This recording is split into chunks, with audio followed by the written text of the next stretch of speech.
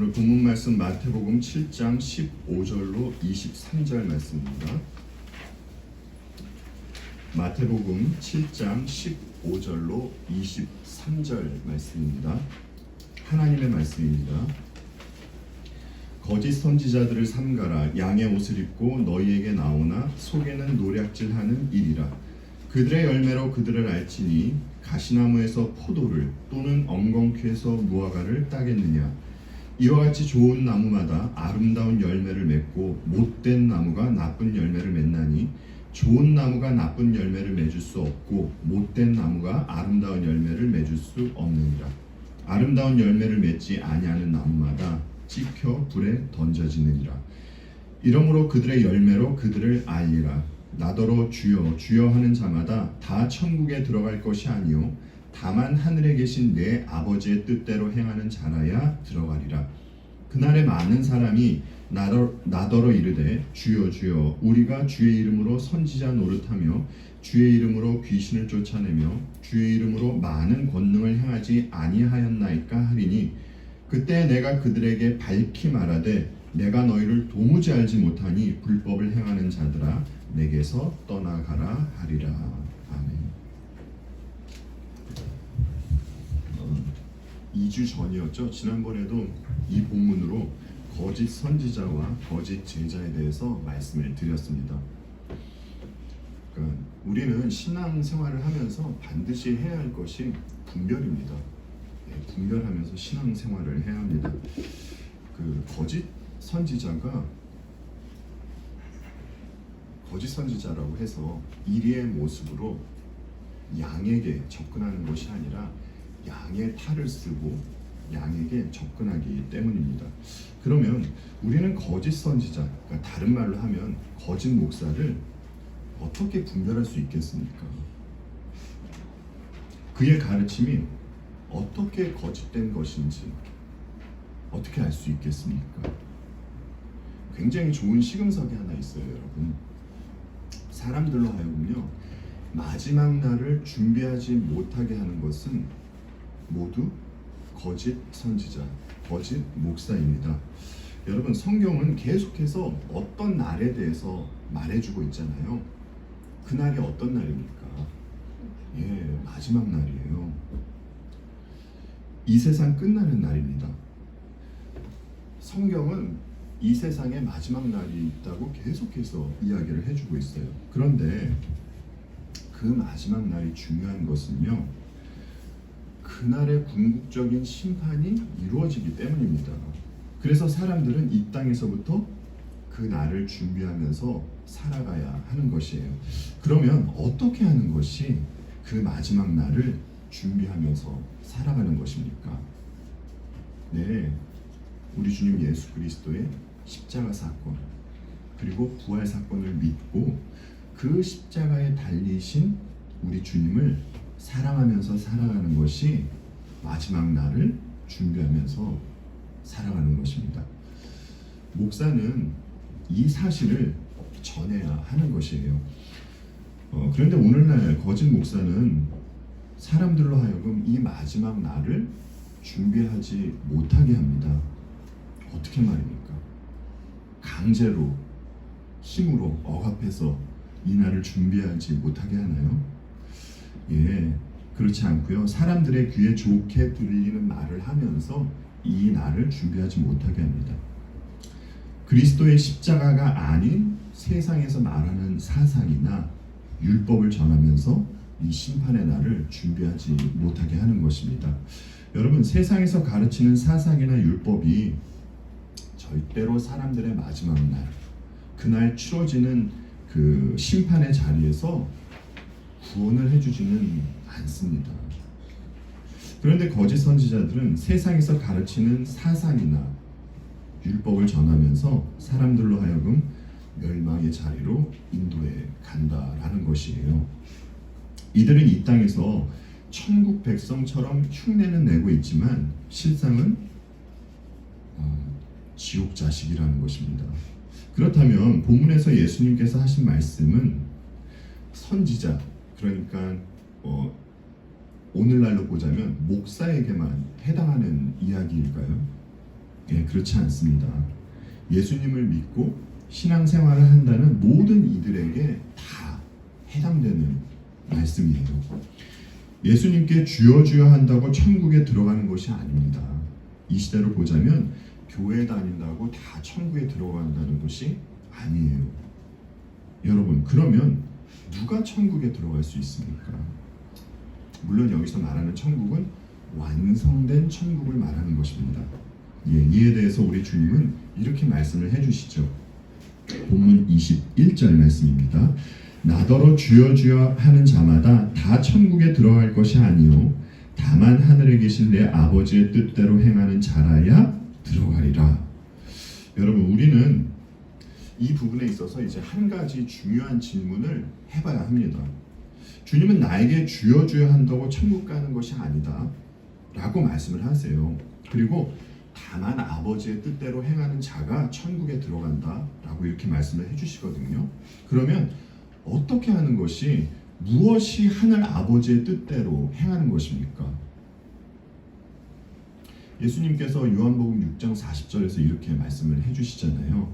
내 아버지의 뜻은 아들을 보고 믿는 자마다 영생을 얻는 이것이니 마지막 날에 내가 이를 다시 살리리라 하시니라.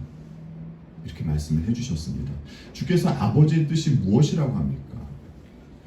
네, 아버지의 아들, 독생자, 우리 주님 예수 그리스도를 믿는 것이 아버지의 뜻이라는 것이에요.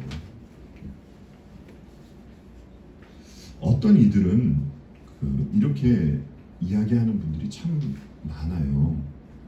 굳이 예수님을 믿지 않아도 남을 위해 헌신하고 봉사하는 마음이 있고, 그리고 정말 그렇게 살아간다면 그는 예수라는 길 말고 다른 길로 해서 구원으로 가고 있는 것이다. 그는 구원을 받게 될 것이다. 이렇게 말씀을 하는 분들도 있는데요. 이 말씀의 문제점이 무엇인고 하니, 이것은 하나님께서 원하시는 의의가 그 의의가 어떤 의의인지 모르기 때문에 이렇게 이야기하는 것입니다. 그리고 사람이 얼마나 타락하고 부패한 존재인지 모르기 때문에 이렇게 이야기하는 것이에요. 하나님께서 원하시는 의의는 온전한 의의를 원하시는 것입니다. 그런데 사람이 사람을 보았을 때 아무리 착하고 훌륭해 보여도요, 그에게는 있는 것이 있습니다. 뭐가 있습니까, 여러분? 죄가 있잖아요. 죄가 있습니다. 그래서 하나님께서 원하시는 의에 도달할 수가 없게 되는 것이에요. 그래서 그리스도인은 예수님을 믿고 그분의 의를 전가받은 것이잖아요. 그렇죠? 이들이 아버지의 뜻에 따라 살아가는 이들이라는 것입니다. 우리가 거리를 다녀보면요, 참 많이 보이는 것이 있어요. 교회가 참 많이 보입니다. 미국도 그렇고 한국도 그렇고 교회가 굉장히 많습니다. 이렇게 교회가 많은데 이 교회에 출석하는 사람들은 또 얼마나 많겠습니까? 그런데 이 많은 사람들이 전부 구원을 받을까라고 했을 때 성경은 뭐라고 이야기합니까, 여러분? 그렇지 않다라고 이야기를 하고 있습니다. 교회 다니는 사람들 중에 예수님을 주여라고 부르지 않는 사람이 있을까요? 예, 그렇지 않습니다. 교회 다니는 사람들은 모두 다 예수님을 주여라고 부릅니다. 심지어 사이비 이단들도요, 예수님께 주님이라는 호칭을 씁니다. 그러면 이렇게 수없이 많은 교회를 다니는 사람들 중에 누가 예수 그리스도의 참 제자인지 거짓 제자인지 어떻게 알 수 있습니까? 예, 주님은 오늘 본문 18절과 20절에서 이렇게 말씀을 해주세요. 이 부분을 살펴보시면서 여러분 각자의 모습도 한번 살펴보시기 바랍니다. 좋은 나무가 나쁜 열매를 맺을 수 없고 못된 나무가 아름다운 열매를 맺을 수 없느니라. 이러므로 그들의 열매로 그들을 알리라. 주께서 왜 열매에 대한 비유를 하셨겠습니까? 여러분, 열매는 어떤 특성이 있죠? 열매는 눈에 보입니다. 그렇죠? 그런데 열매가 보여지기까지는요, 필요한 것이 있습니다. 시간이 필요해요. 그리고 열매는 자기 스스로 맺는 것이 아니라 나무가 맺어주는 것이 열매입니다. 이것이 열매의 특성이죠. 그런데 우리가 조심해야 할 것은요, 사람들이 열매인 줄 아는데 실상은 열매가 아닌 것이 있다라는 것이에요.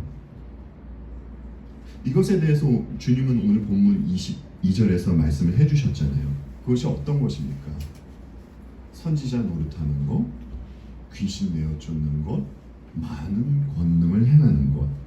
예, 이것은 열매가 아니라는 것입니다.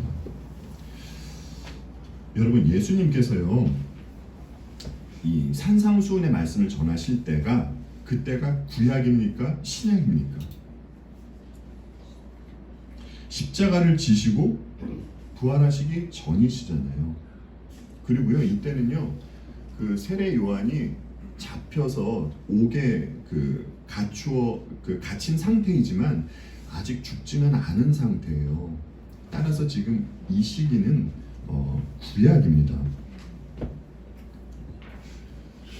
그러면 구약의 선지자가 하던 일이 어떤 일이었었습니까? 저기 예배 중에 정말 죄송한데요. 저 뒤에 그 문 이거 좀 내려주겠습니까? 너무 눈이 부셔가지고 신경이 너무 쓰여서. 예, 네, 감사합니다.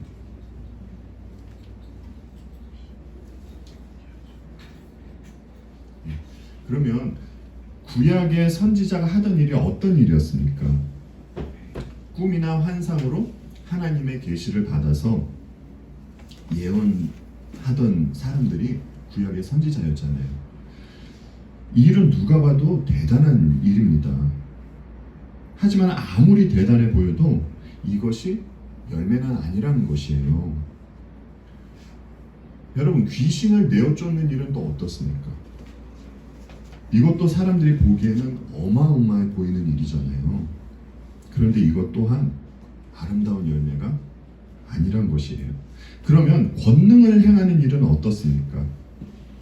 사람이 낼 수 없는 초자연적인 힘을 낸다면 이것은 예수님을 믿어서 그래서 나오게 되는 열매로 볼 수 있을까요? 예, 아닙니다. 이것도 열매가 아니에요. 지금도 그렇지만 구약에서 이런 일을 하는 자들을 보면 사람들이 그들을 어떻게 봤겠습니까? 우러러 봤겠죠. 여러분, 생각해 보세요. 꿈이나 환상을 통해서 예언하는 사람, 귀신을 내어 쫓는 사람, 권능을 행하는 사람, 얼마나 대단해 보이겠습니까? 그런데 여러분, 이들에게는요, 어떤 공통점이 보이지 않습니까? 그것이 무엇인고 하니 남들이 소유하지 못하고 있는 어떤 특별한 힘을 가지고 있다는 것이에요. 그런데 이런 것은 주께서 말씀하시려고 하는 참된 열매는 아니라는 것이에요. 우리가 출애굽기를 봐서도 알 수 있잖아요. 애굽의 마술사들도 바로와 모세 앞에서 이런저런 능력을 행하고요, 신기한 일을 나타냈습니다. 그렇다고 여러분, 그 애굽의 마술사들이 여호와 하나님을 믿어서 그래서 그런 일들을 행했나요? 그렇지 않잖아요. 그들은 여호와 하나님을 믿지 않았습니다. 이방신들을 믿던 사람들이었어요. 그럼에도 불구하고 마술사들은 많은 권능을 행했습니다. 예수님께서 거짓 선지자들에 대해서 그리고 이런 말씀을 하셨습니다. 마고복음 13장 21절로 22절 말씀인데요, 제가 읽겠습니다. 그때 어떤 사람이 너에게 말하되 보라, 그리스도가 여기 있다, 보라, 저기 있다 하여도 믿지 말라. 거짓 그리스도들과 거짓 선지자들이 일어나서 이적과 기사를 행하여 할 수만 있으면 택하신 자들을 미혹하려 하리라. 그러니까 가짜 예수들과 거짓 선지자들이 하는 일이 무엇이라고 알려주고 계신 것입니까?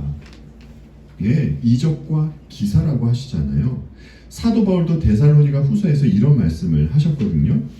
그 불법자의 나타남은 사탄의 작용에 따른 것인데 그는 온갖 능력과 표징과 거짓 이적을 행하고, 이렇게 또 사도 바울도 말씀을 해주셨어요.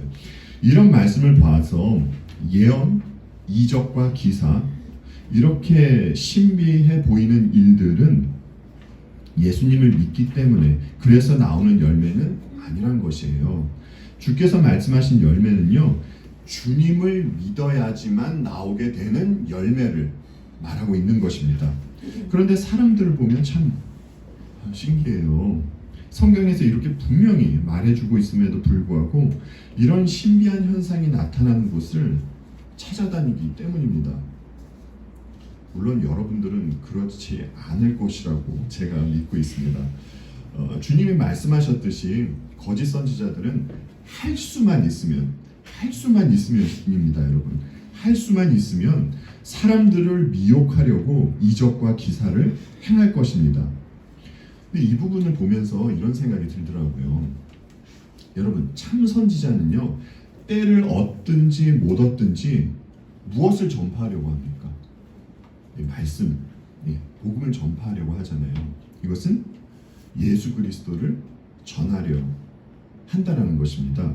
그런데 거짓 선지자는 할 수만 있으면 때를 얻든지 못 얻든지 무엇을 한다는 것입니까? 사람들을 미혹하려 한다는 것이에요. 이들이 성령을 말하지만, 이들이 이런 일을 할 때는 성령을 이야기하면서 이런 일들을 하잖아요. 성령을 말하지만 실상은 양의 탈을 쓰고 있는 일이라는 것입니다. 그리고 주님이 분명히 말씀해 주셨음에도 불구하고 거짓 선지자를 따르는 이들도 거짓 제자라는 것이고요. 그렇다면 좋은 열매, 아름다운 열매는 어떤 것입니까? 여러분, 사과를 따려면 어떤 나무에 가면 사과를 딸 수 있습니까?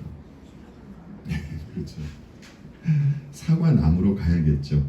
열매가 좋으려면 이 열매가 어느 나무에 달려 있는지가 중요한 것이잖아요.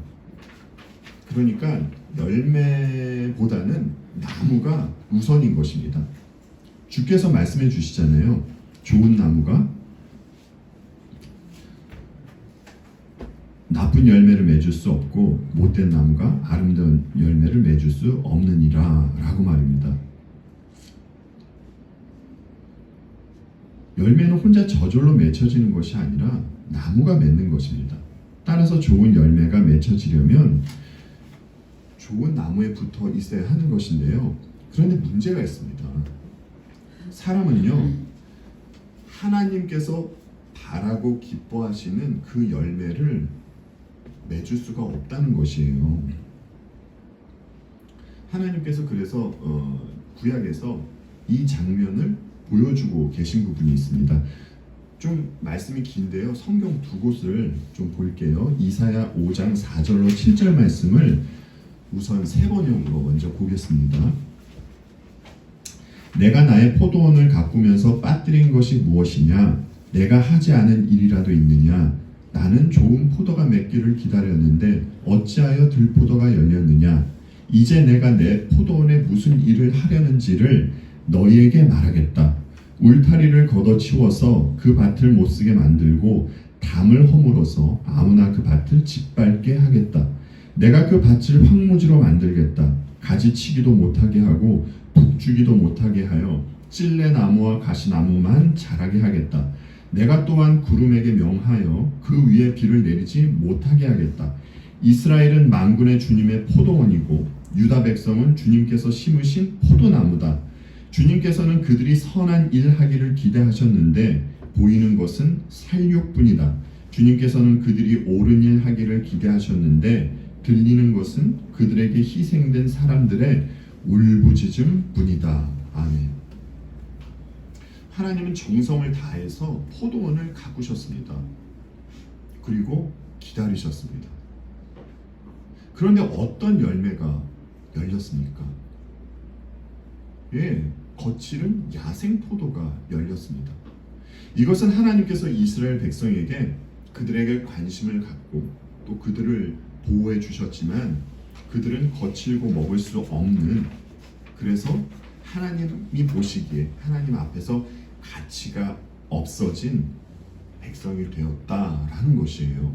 그래서 하나님은 이스라엘 백성에게 이제 재앙을 선포하십니다. 그런데 여러분, 이것이요 단지 이스라엘 백성만의 문제일까요?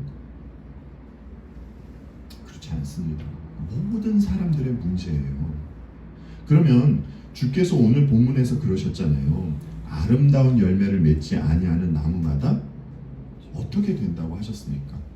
찍혀 불에 던져지느니라.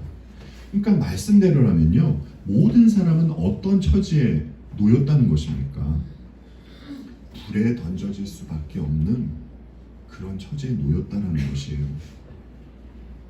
얼마나 무서운 상황입니까? 그런데 우리 주님께서 어떤 이들에게 이제 좋은 열매를 맺게 해주시기 위해서 벌인 일이 있습니다. 그것이 어떤 일입니까, 여러분? 네, 주님께서 직접 포도나무가 되어 주셨어요. 과거에는 백성들에게 좋은 나무가 되어서 그리고 좋은 열매를 맺으라고 하셨던, 그렇게 말씀하셨던 분이 이제는 당신께서 직접 나무가 되어주신 것입니다. 요한복음에서 주님이 하신 말씀을 이렇게 소개하고 있습니다. 요한복음 15장 4절로 6절 말씀인데요, 여러분께서 너무나 잘 아시는 말씀입니다. 내 안에 거하라, 나도 너희 안에 거하리라. 가지가 포도나무에 붙어 있지 아니하면 스스로 열매를 맺을 수 없음같이 너희도 내 안에 있지 아니하면 그러하리라. 나는 포도나무요 너희는 가지라. 그가 내 안에 내가 그 안에 거하면 사람이 열매를 많이 맺나니 나를 떠나서는 너희가 아무것도 할 수 없음이라. 사람이 내 안에 거하지 아니하면 가지처럼 밖에 버려져 마르나니 사람들이 그것을 모아다가 불에 던져 사르느니라. 아멘. 지금 이 말씀은 어떤 의미로 하신 말씀입니까? 예수님과 성도 간의 하나됨, 연합을 의미하시면서 하신 말씀입니다. 여러분, 좋은 열매를 맺으려면 어떤 상태로 있어야 하는 것입니까? 주님과 하나 되어 있어야 한다는 것인데요, 다른 말로 해서 나무이신 예수 그리스도께 붙어 있어야 한다는 것입니다. 그런데 이제 여기서 한 가지 질문이 생깁니다. 여러분도 이 말씀을 보시면서 이런 질문이 생기셨을 거예요. 주께서 내 안에 거하라 이렇게 말씀을 하시잖아요. 그런데 어떻게 하는 것이 주님 안에 거하는 것입니까? 우선은 예수님께서 성도와 함께 하시기에, 예수님께서 자녀들과 함께 하시기 때문에 그들이 예수 안에 거할 수 있는 것이다 라는 것을 먼저 저희들이 생각을 하고, 그 다음에 이제 또 더 한 걸음 더 나아가서 좀 생각을 해봤으면 합니다. 그런데 주께서 우리에게 내 안에 거하라 라고 이렇게 말씀을 하셨을 때는 우리에게 나와야 하는 무엇이 있다라는 것입니다. 그래서 주님이 그렇게 말씀하신 거거든요. 이 부분에 있어서 이제 자료를 찾아봤더니 여러 해석이 있더라고요. 이제 그런데 그 중에서 한 가지 이렇게 이 해석이 가장 타당하다라고 이제 생각이 들었던 게 어떤 것이었냐면, 이 말씀을 믿음의 관점으로 보고 해석하는 것이 좋다는 것이에요. 그러니까 내 안에 거하라는 이 말씀은 예수님께서 제자들에게 단회적인 관계로 말씀하신 것이 아니라 지속적인 관계로서 말씀하신 것입니다. 성도는 계속해서 주님 안에 거해야 하잖아요. 그런데 주님과 지속적인 관계를 맺고 지내려면 어떻게 해야 합니까?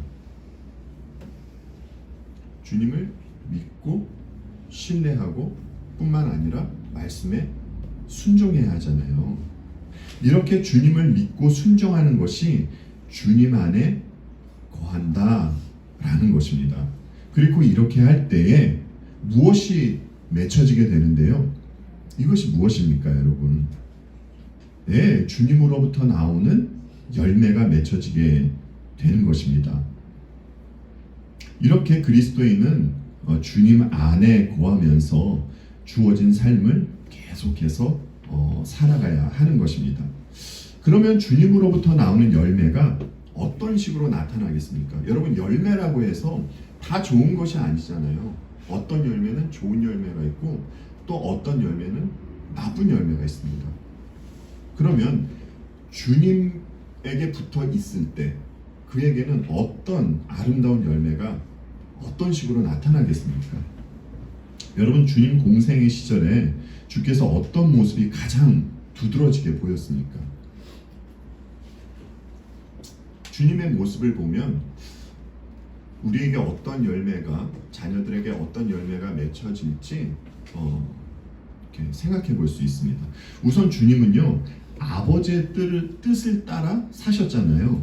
이 모습이 가장 두드러지셨습니다. 사실 주께서 이 땅에 오신 것부터, 그리고 또 그 십자가를 지신 사건이 아버지의 뜻을 따르기 위해서 이 땅에 오신 것이고 십자가를 지신 것입니다. 그리고 주님이요, 굉장히 슬퍼하셨잖아요. 주께서 왜 그토록 슬퍼하셨습니까? 예, 사람들의 죄를 보면서 슬퍼하셨습니다. 주님은 죄의 삭시 사망이라는 것을 누구보다도 잘 알고 계셨기 때문입니다.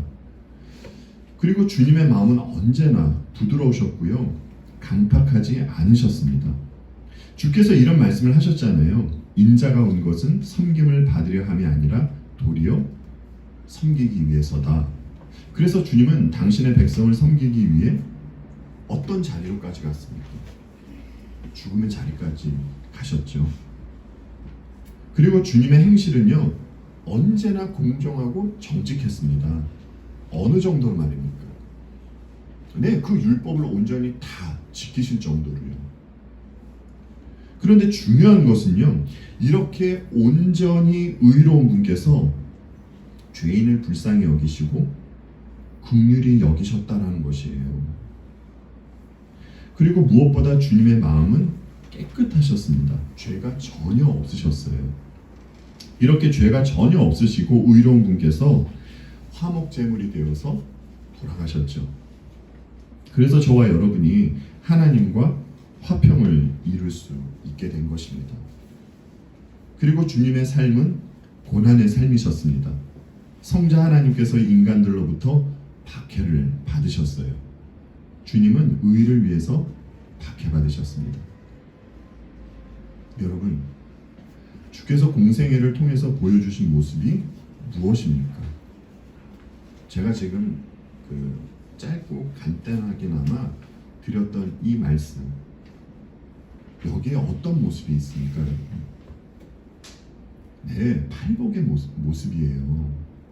그러니까 주님과 연합되어 있는 이들에게는 어떤 열매가 맺혀지게 된다는 것입니까? 팔복의 열매가 맺혀지게 된다는 것이에요.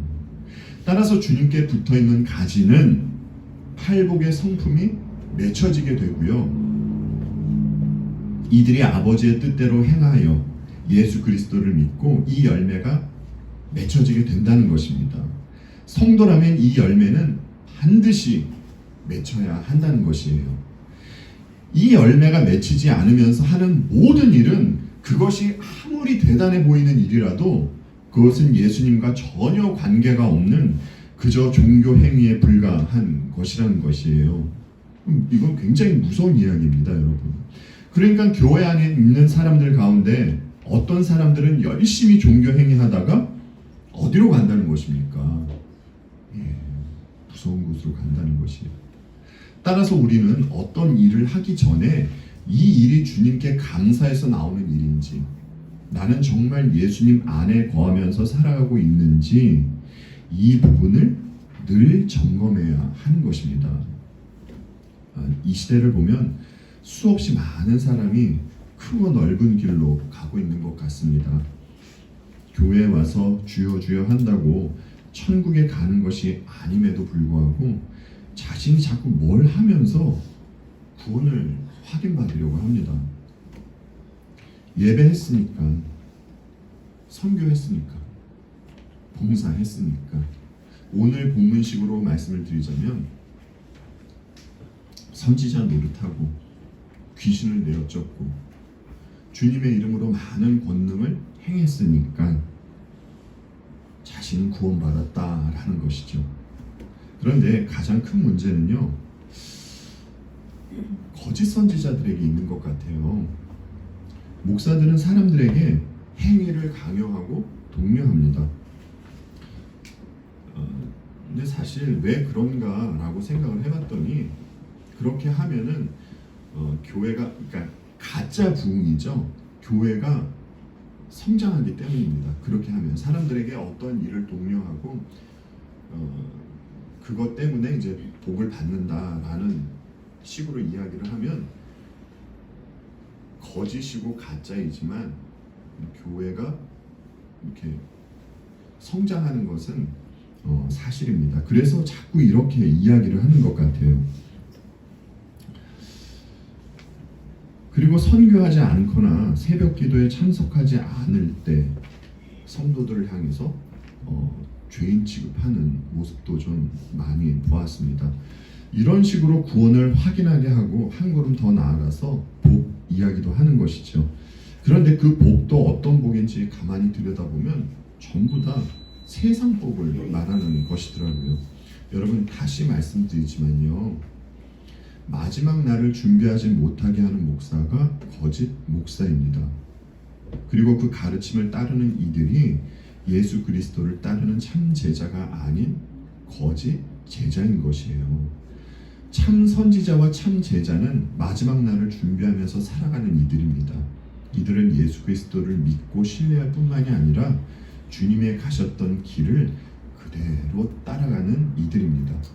여러분께서 알고 계시듯이요, 요한복음 2장부터 4장을 보시면, 죄송합니다, 이전에, 그러니까 여러분께서 알고 계시듯이 주님은 제자들에게 이런 말씀을 하셨거든요.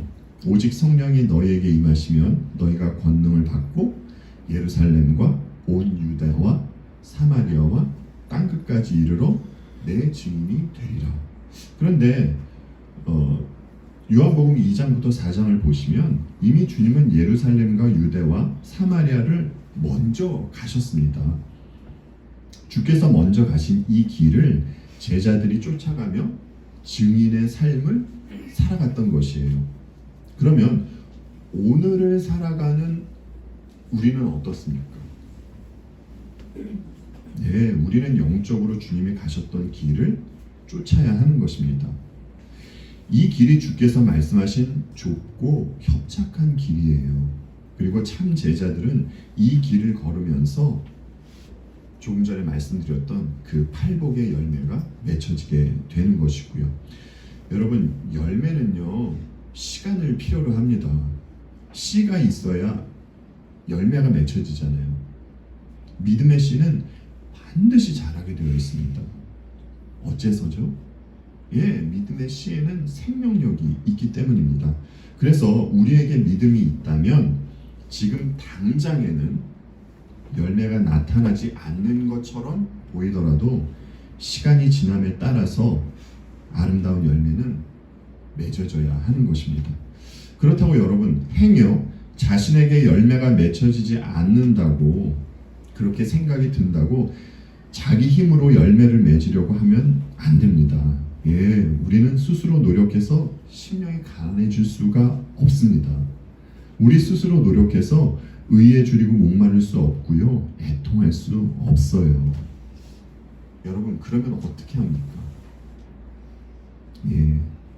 다시 예수 그리스도의 십자가 아래로 가야 합니다. 나를 대신해서 그 저주받은 나무에 달리신 우리 주님 예수 그리스도, 성자 하나님을 바라볼 때에, 그리고 그 앞에 무릎 꿇을 때에 여러분에게 십자가에 달리신 우리 주님의 그 아름다운 성품이 드러나게 될 것입니다. 비록 지금은 작고 희미하게 나타날지라도 말입니다. 기도하겠습니다.